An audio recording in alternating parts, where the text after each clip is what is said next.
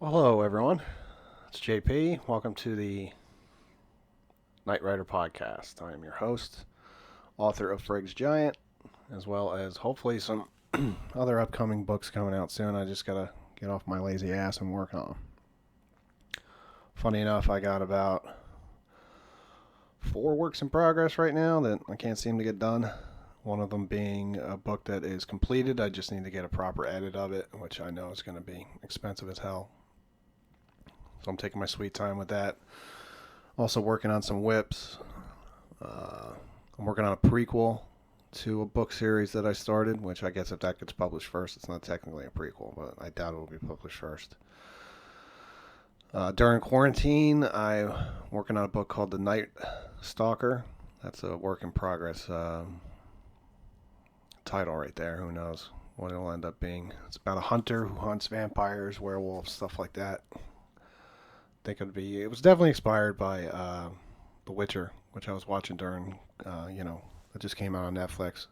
Watched it during quarantine for a second time. Amazing show if you haven't seen it already. So there's that. I'm also working on technically the sequel to Frigg's Giant, which obviously won't be Frigg's Giant 2. It'll just be following Frigg. The title for that I have as right now The Foreigner, but I doubt that's going to stick. So what I'm going to do right now is I got my newest review. It's my 31st review on my book on Amazon called Frigg's Giant by J.P. Haldenwang. So let me read it for you guys. So, great story is the headline. It was posted October 1st, 2020. I picked this book up several times since it came out. I was never able to make it past the first chapter. Last night I couldn't sleep and thought I would give this book one more try. Before I knew it, I had been reading for 6 hours straight and finished this wonderful story this morning. The story of Frigg was well written, the characters were fleshed out and truly belonged in this world, and I even shed some tears at the end. While this is not my usual book genre, I look forward to reading more by this author. So, I know exactly who posted that. It's my friend Jen. We met while gaming. I became social media friends with her and her husband and another guy that we used to game with. And I haven't gamed in a really long time, but we managed to stay friends on social media. And she just finished it for me, which is great to hear. But I've heard several people tell me that they've only read the first chapter, which is frustrating for an author, obviously, because you want people to get past that first chapter, be interested in chapter 2 and 3 and 4 and so on until they finish it. But it's always good when somebody just finishes it, especially when you've worked on it for as long as I have. I started Frigg's Giant. Let's see, my niece now is about 14. Frigg is based on her. So about 6 years ago, I started it. I finished it in less than a year, but I had to work out a lot of the plot points throughout the years of editing, re-editing, rewriting. Yeah, I mean, you name it. There were so many ups and downs with that book. I'll get into that maybe later on a different episode or something like that. I plan on doing a series called Chapter by Chapter. We'll see how that goes. But in the meantime, I wanted to talk about just reviews in general, man. And this is what I have to say now about that review. I'm past it. It made my day. It definitely made my night. I was out with some friends. I kind of, took it in and had a great conversation with Jen privately where I asked her a couple questions. One of the questions that I asked her was there a lot of grammatical errors? And she said, yes, there was. And that's the world I live in as a self-published author. I've read that book, no lie, 60 or 70 times. And in one particular chapter, it's still on there. It irks me to this day. I have to go back and fix it, but I don't want to just fix that. I want to fix any other mistakes that are in there. Is that I spelt me, MW.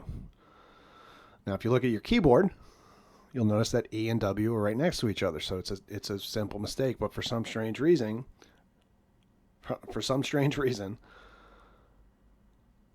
spell check didn't pick it up. And through the 60 and 70 times that I reread this book, I still didn't see it. Because as an author, you do not see your own mistakes. That's why you need an editor. I'm very particular and very strong-headed when it comes to that. I know people who tell me that they edit their own book. It's a huge mistake. Do not edit your own book. I mean, edit obviously, but after you feel like it's done, send it off to somebody for a beta read or a editor in one way or another. And because the problem as an author is you're very headstrong and you read everything as it's supposed to be. So if you wrote a sentence, you're reading it in your head. You're not actually reading it how it's put on the paper. So I read that sentence 60 or 70 times, seeing me as M.E.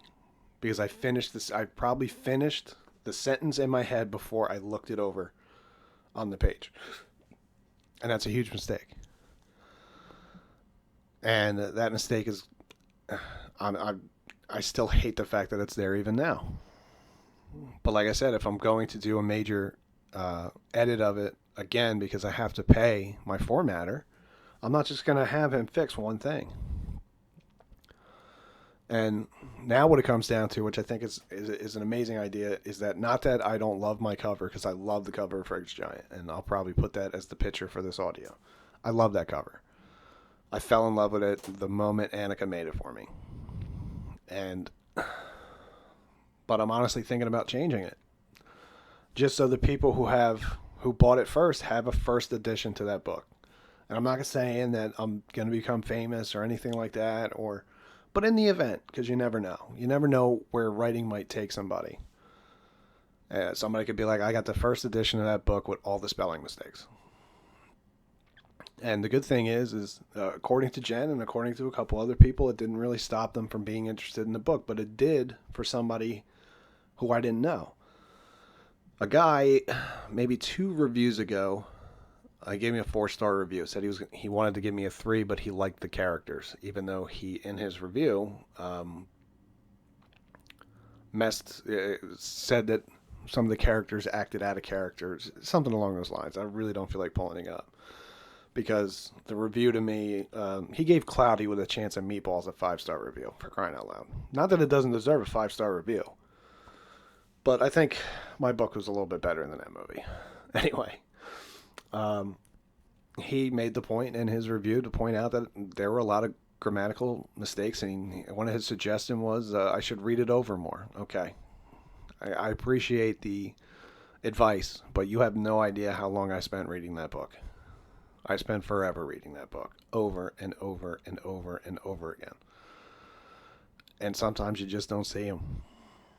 And that's the frustrating part. And I'm not going to sit here and knock on my editor either. Rebecca, if you're listening to this, if you ever come across this, it's not your fault. You were a friend of mine who was an English major.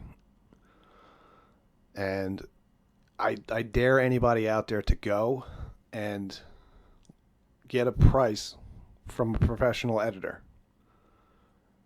Just ask them what their price would be. For one of my books, no lie, the lowest amount for a full edit was $3,500. The next step, a step up from that, was $5,500, and then like a really thorough edit was $7,500. I'm not rich. I live paycheck to paycheck. And for somebody to think that I'm going to pay that absurd amount of money for an edit is out of their mind, even though I get it. That's probably what the real price is for a professional editor. But I'm not quite there yet. I have to struggle. I got to crawl. I got to put out a book. I got to put out another book. I got to keep putting out books, building up an audience, having people go, hey, he didn't just write this book, Frank's Giant. He also wrote such and such. Right now, I'm in the lowest level of being an author. Well, the lowest would be not to have anything published. But as a published author, I am in the lowest tier. I have only published 1 book. And I got to get another one out there soon. And then after that, I got to get another one out. And another one. And I have to keep going to build a base. To sit there and go, I'm not just being judged on Frank's Giant, I'm also being judged on these other books. and seeing what happens. And that's what you got to do. It's the daily grind. I try every day to at least edit or write something, and do it. If you're a fellow author and you're listening to this, and maybe you know me, maybe you don't, you have to work at it every single day in one aspect or another. Write today, and then if you don't feel like writing tomorrow, read over what you wrote today. Put an edit on it, change the dialogue, read it out loud to yourself to really get a feel of what the book is going to be like. I have this recording equipment now. I may eventually get into doing audiobooks. I'm pretty good at impressions. I'm pretty good at like changing my voice up and stuff like that. I think it'll be pretty awesome if I can do it. And I would really like to do my own audiobook, because that way I don't have to pay somebody, because I even looked up prices there. So if you're an unpublished author or a self-published author, and you're looking to get a professional to do your audiobook, they charge between, last time I checked, $150 to $275 per finished hour. That means per recorded hour. I've been listening to audiobooks lately while I was sitting at work, and some of the books there are about 11 hours. If you're talking about the Witcher series, because that's what I've been listening to lately. I've been listening to a lot of The Witcher. That's pretty expensive if you start to do the math in your head. It's pretty expensive to get a professional to do that.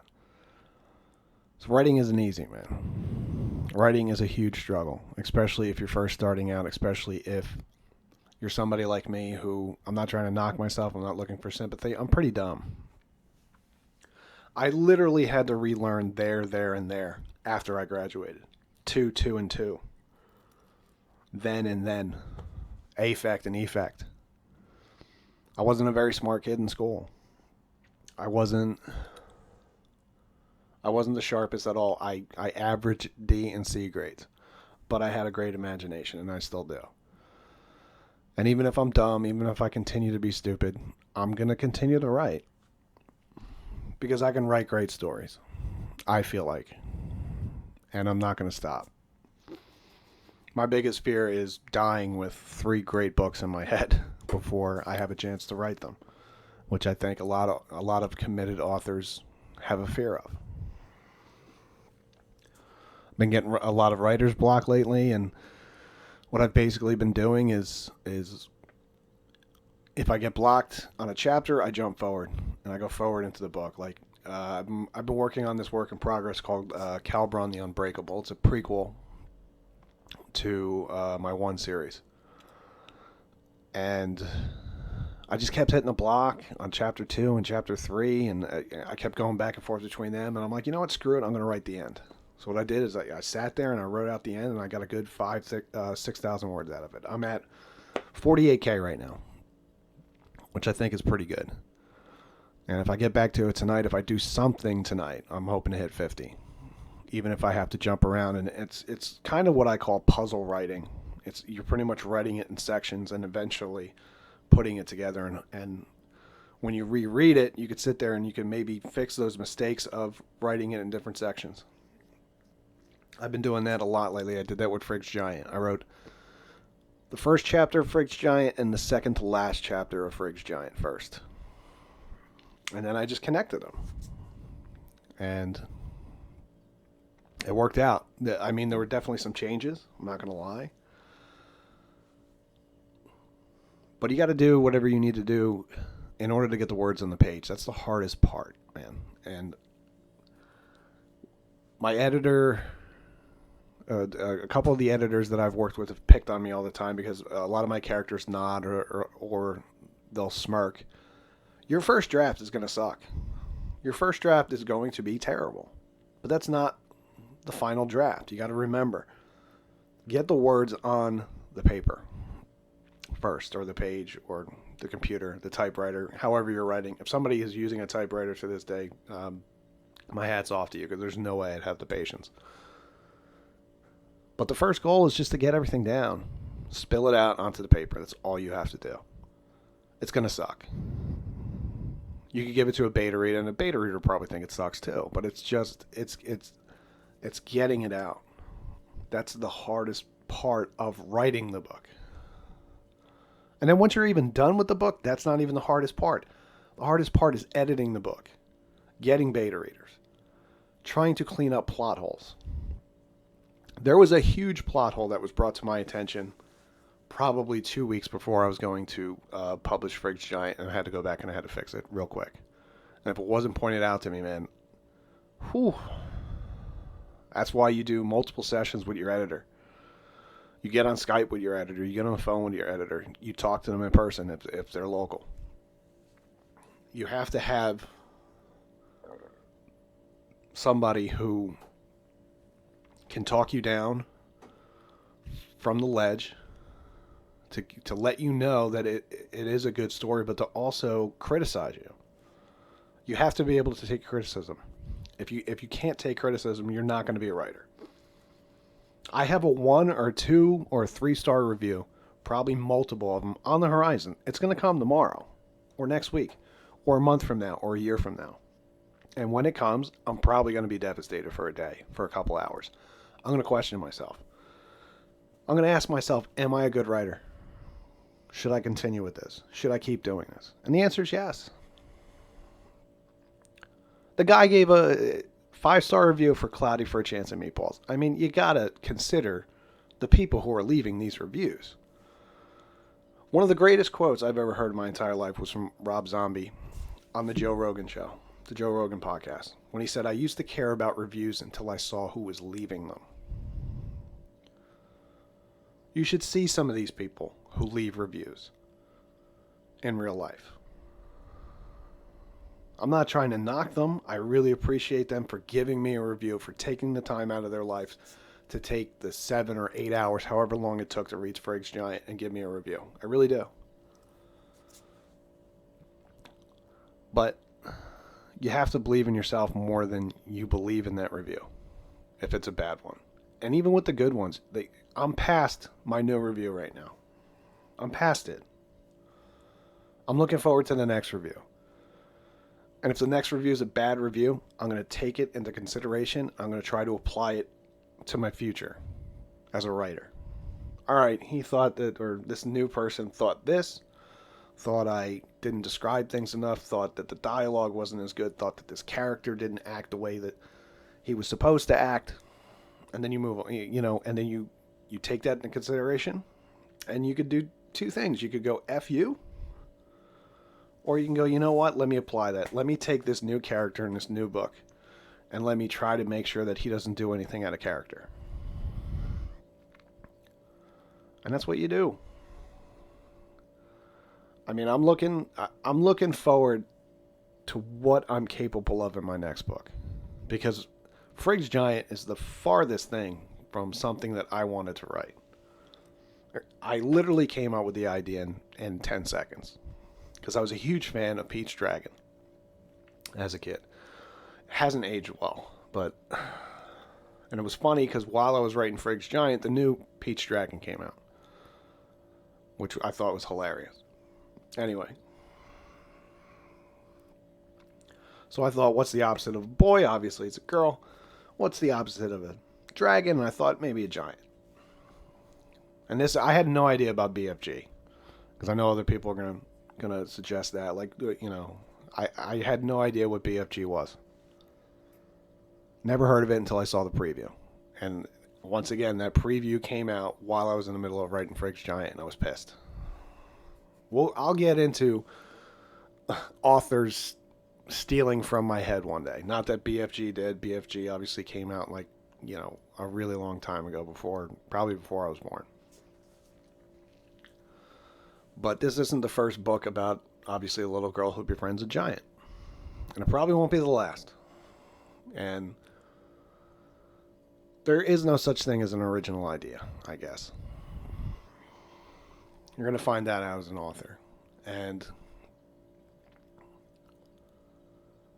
I don't know. I'm just excited to see what the future holds for me as a writer, and for everybody out there who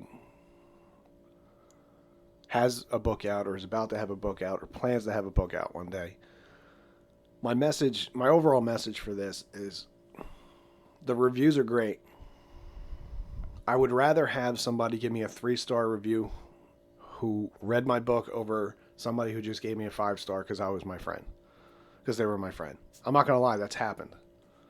A couple of the 5-star reviews on Frank's Giant are from people who I thanked them for the review, and they're like, well, I haven't even read it yet, but you're my friend, I want to support you. And I appreciate that. I really do. But I'd rather have an honest 3-star review. And I would rather have somebody have hated it who actually put the time into reading it. And I really hope that those people who did give me 5-star reviews because I was their friend, because they wanted to support me, I really hope one day that they do read the book.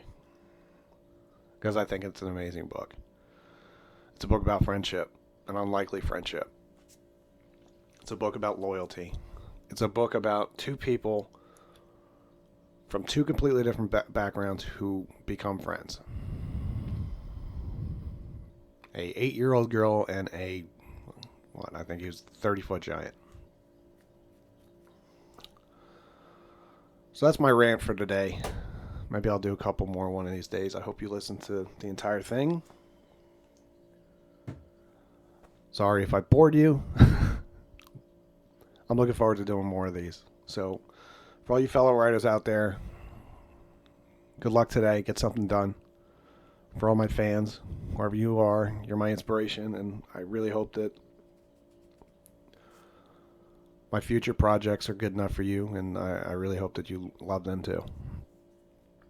But get some work done, guys. That's all for today.